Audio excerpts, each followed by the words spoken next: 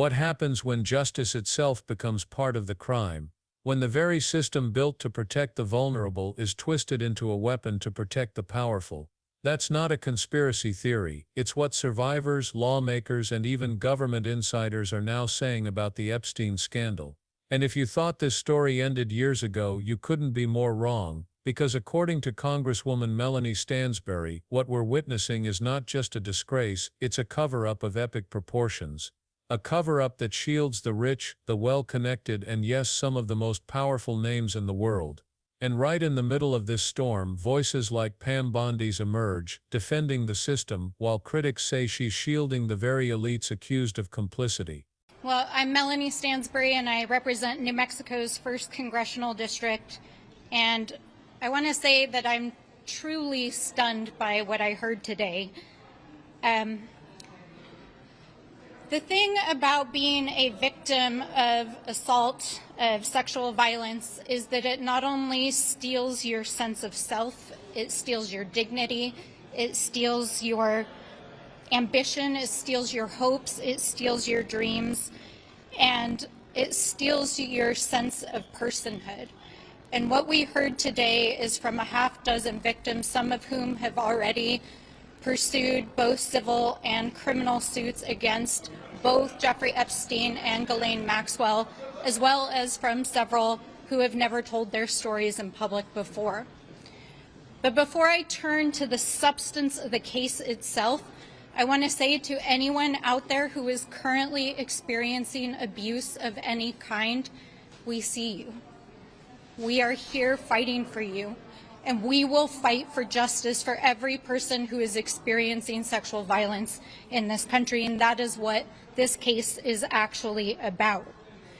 But I want to be clear that what we heard today is a cover-up, and it is a cover-up of epic proportions, a cover-up involving the United States government, the justice system, rich and powerful individuals, a cover-up potentially involving foreign countries and foreign actors. And yes, here today in this House, as our colleagues are up in the House chamber in the Rules Committee, a cover-up by the Republicans in this chamber. Because as you will find out in the coming days and weeks, this goes all the way to the top. So let's be clear about that. There has been a systemic failure of the justice system for decades, a systemic failure to hold people who are powerful and have money to account, and that has allowed not just hundreds but potentially thousands of women, not only in the United States but around the world, to be bought, sold, and trafficked for sex, not only by Jeffrey Epstein but by his associates and his rich and powerful friends. And as these stories come forward, whether they're stories that have already been told, they're stories in those FBI files that have not been released by the Department of Justice and which they must release because of the subpoena, or whether they are stories of victims that have not yet come forward, we will hold you all accountable for this miscarriage of justice, for the abuse of these women, and the abuse of this institution to try to cover it up. Because there happens to be a very powerful person at the top who doesn't want these stories out. So that is why we subpoenaed these records. That is why these victims were here today to bravely tell their stories. And whatever justice looks like in the coming days and weeks and years, we will follow every thread. We will follow every piece of evidence. We will follow every bank record. We will follow every investigation. We will follow every court order, and we will make sure that those who were abused by these men are held accountable. So tonight we're going to pull back the curtain, because this scandal doesn't stop with Epstein, it doesn't stop with Maxwell, it stretches across oceans into institutions and maybe into the offices of those we trust to lead us. From the very first moments of Stansbury's statement, it was clear this wasn't going to be another routine hearing. She didn't ease her way into the subject, she detonated it. Her words cut through the chamber, a systemic failure of the justice system spanning decades. Think about that. Not a one-off mistake. Not a single corrupted trial, but decades of bending the law to protect billionaires while letting survivors suffer in silence. That failure, according to her, didn't just allow abuse to happen, it normalized it. It created a world where money could buy immunity, where connections erased crimes. And the result? Hundreds, maybe thousands of women bought, sold, and trafficked like commodities. Not just in America, but worldwide. But statistics alone don't tell this story. Stansbury made it personal. She reminded everyone that assault and exploitation don't just leave scars on the body, they shatter identity. They steal dignity, strip ambition, and crush dreams. Survivors aren't just left with trauma, they're left fighting to reclaim who they are. And in that hearing, several stood up and told their stories for the first time. Imagine the courage it takes to share the most devastating moments of your life before cameras, politicians, and a public that too often turns away. Yet even as they spoke, powerful forces were already working to drown them out. And that brings us to the heart of Stansbury's message: cover-up. She didn't call it negligence. She didn't blame bureaucracy. She called it what it is: intentional. A cover-up of epic proportions. Files locked away inside the FBI. Subpoenas pushed aside by the Department of Justice. Victims ignored or pressured into silence. Institutions that claimed to stand for justice instead becoming accomplices to secrecy. And when Stansbury warned that this cover-up could involve foreign actors as well as U.S. officials, the scandal went from national disgrace to international crisis. This isn't just about protecting reputations, it's about protecting power. Now you might ask, if Epstein is gone and Maxwell is behind bars, why the secrecy? Why the desperate fight to keep those files sealed? The answer, as Stansbury made clear, is that Epstein was never the whole story. He was just the entry point. The real story is the network, the associates, the financiers, the politicians, the so-called friends who circled around him. Many of them remain untouched. Many of them remain unnamed.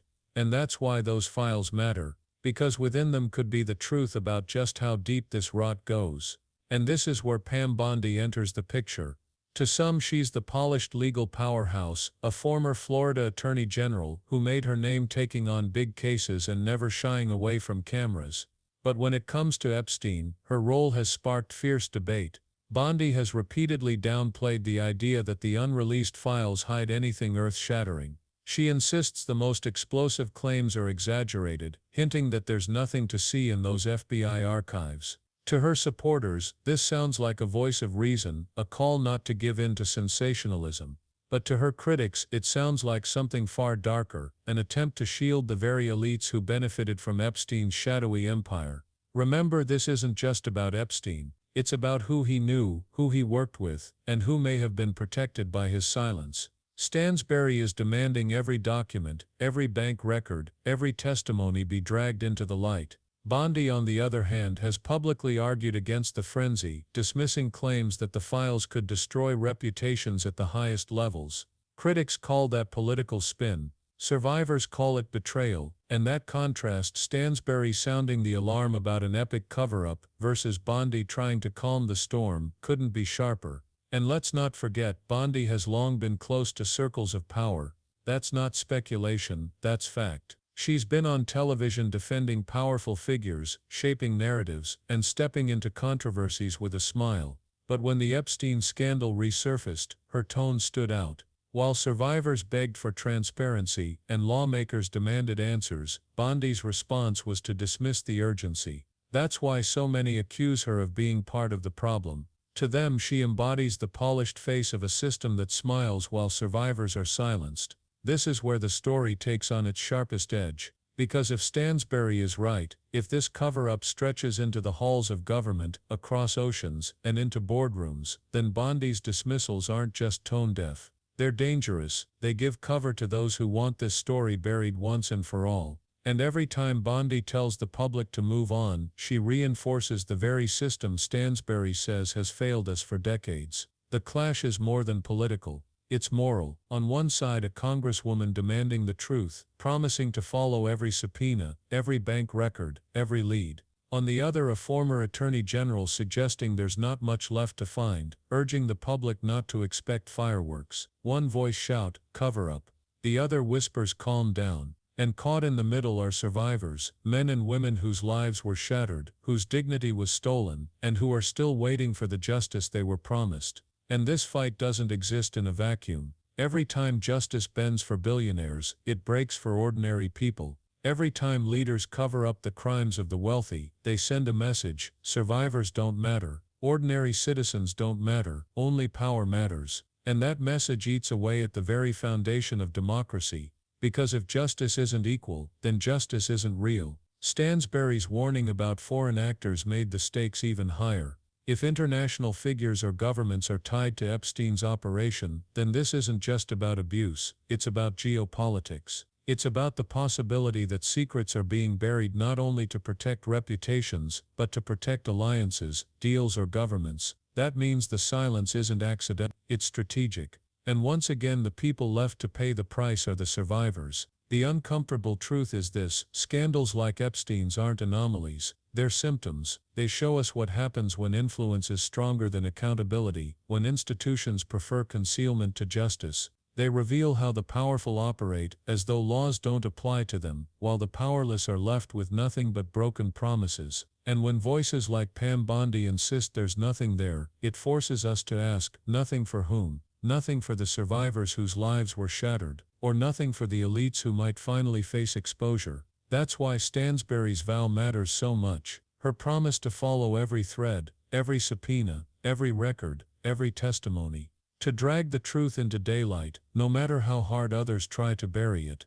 Because persistence is the only thing that keeps the powerful from winning by default. But persistence only works if the public stays engaged, if people like you refuse to look away. So, here's the question that should haunt every one of us: will this be the moment when America finally confronts the truth, no matter how ugly it is, or will it be another chapter where outrage fades, files remain sealed, and survivors are left in the shadows once more? This isn't just about the past, it's about the future of justice itself. If the law can be bent for the wealthy, it can be bent against anyone. If survivors are ignored today, who will be ignored tomorrow? And that's why you need to stay locked in. Because scandals like this test more than institutions, they test us. They test whether we demand truth or accept silence, whether we side with power or stand with the powerless.